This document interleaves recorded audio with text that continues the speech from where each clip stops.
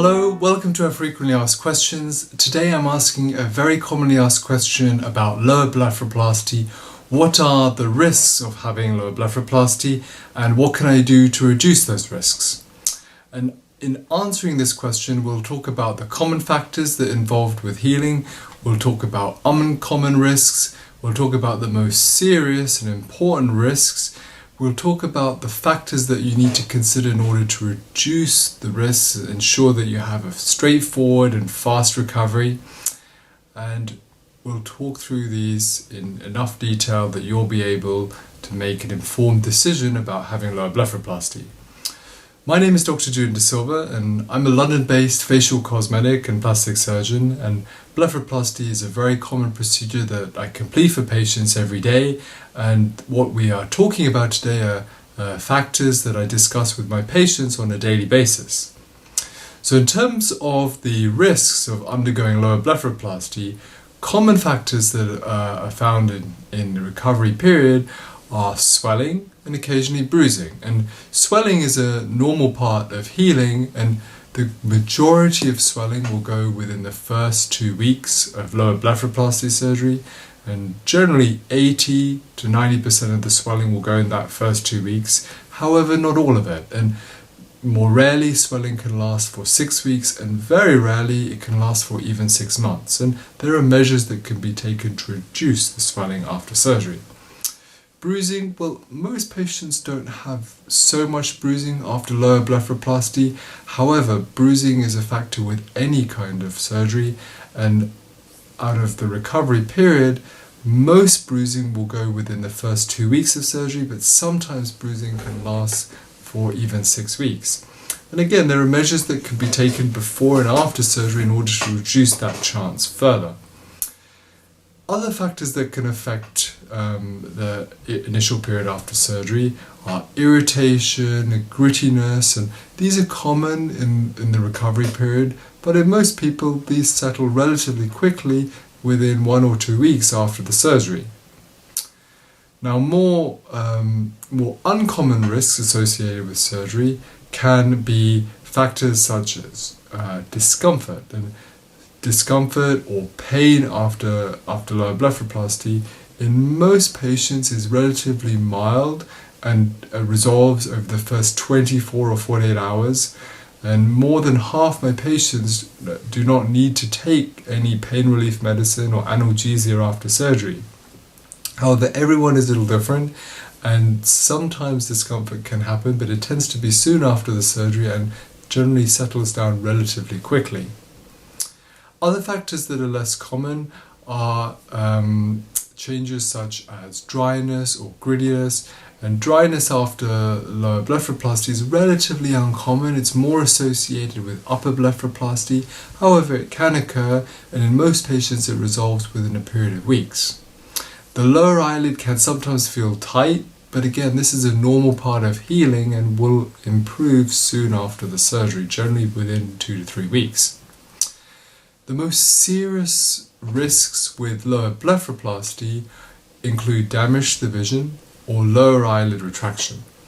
Damage to the vision is a very rare but serious event after lower blepharoplasty, and it's extremely rare, and measures can be taken before, during and after surgery in order to reduce this risk further. But it's a factor that would happen very soon after the surgery, and if treated quickly is quite treatable. And if you were to have severe pain or a serious drop in vision after surgery, this would be very rare and can be improved as long as it's treated soon after the surgery and that your surgeon is able to see you quickly and treat you. A further serious risk after lower blepharoplasty is lower eyelid retraction, and this is a risk that is more associated with the older technique of doing lower eyelid surgery, where an incision or scar is made in the skin. More contemporary technique, which I prefer, is doing the surgery on the inside of the eyelid, called transconjunctival blepharoplasty in medical jargon. This avoids a scar, but also it's a lot less traumatic to the lower eyelid, and so lower eyelid retraction, that risk is substantially reduced by the surgical technique and approach. So lower eyelid retraction, well, it's very serious if it does occur, because the eyelid will have a tendency to pull down and distort the shape of the eyelid, and often this can require further surgery in order to correct. However, taking measures to prevent this in terms of surgical technique can make this risk relatively low. There are other factors with lower eyelid surgery, such as scarring. Well, doing the surgery on the inside of the eyelid can really reduce this risk further. However, the surgical technique is also important in terms of the risk of scarring from lower blepharoplasty. So let's move on and talk about what you can do to reduce the risks of having a complication or issue after surgery. And perhaps the most important is the surgical technique that is used in lower blepharoplasty. And so choosing your surgeon is of substantial importance in making these relative risks as small as possible. And so we talked about lower eyelid retraction, a very serious but nevertheless important risk with lower eyelid surgery, and we talked about scarring. Well, the surgical technique can very much influence that, and it's important when having lower blepharoplasty to discuss with your surgeon what technique would be used and what measures can be taken in order to reduce the risks of these events occurring. In addition to that, in terms of your general health and medical history, there are important factors that are very relevant in order to reduce these risks further. Factors such as raised blood pressure or borderline hypertension. Well, it is of significant importance that your blood pressure is controlled before having eyelid surgery to ensure that your surgery is successful and you have a fast recovery. There are also certain medicines and herbal medicines that contain agents that thin the blood, and I give all my patients detailed instructions over what medicines and herbal medicines to avoid both before and after surgery in order to reduce the risks that we've discussed. Other factors that are relevant are factors with your eyes, factors such as having previous laser eyelid surgery, medical factors such as glaucoma. It's important that your surgeon takes a relatively detailed history of both your general health and also your eyes in order to identify these issues and take measures in order to reduce the relative risks. Also of importance is following your doctor's instructions both before and after surgery, and this is very important in terms of both ensuring that you have a fast recovery but also in terms of reducing these risks. And I've certainly seen in my patients who follow the advice and follow instructions have a significantly faster recovery, and things like avoiding exercise and exertion immediately after the surgery.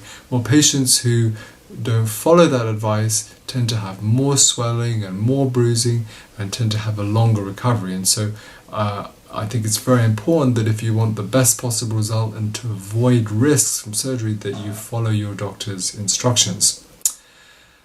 Also of importance is expectations from surgery, and all of us have a degree of asymmetry between the right side and the left side, and it's important to consider these when having surgery, and often these asymmetries can be reduced when having surgery. However, no surgery can make the two sides of your face perfectly symmetrical, and key to this is an appreciation of expectations, and that the lower blepharoplasty will improve the appearance of your lower eyes but won't make the eyelids perfectly symmetrical. And the lower eyelid is a delicate and intricate part of the anatomy. It moves when you blink, it has a function in lubricating the surface of the eye, and so the anatomy is relatively delicate and there are always limitations in terms of surgery. So in summary, well, we've talked about the common things that occur after lower blepharoplasty. We've talked about uncommon risks. We've talked about quite serious risks, and and how those risks can be reduced.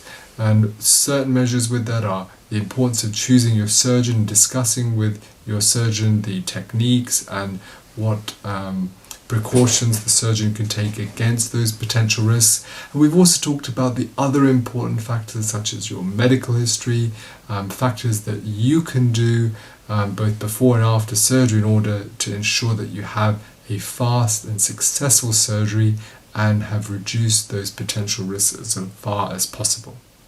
I hope this information has been useful for you. Thank you for watching.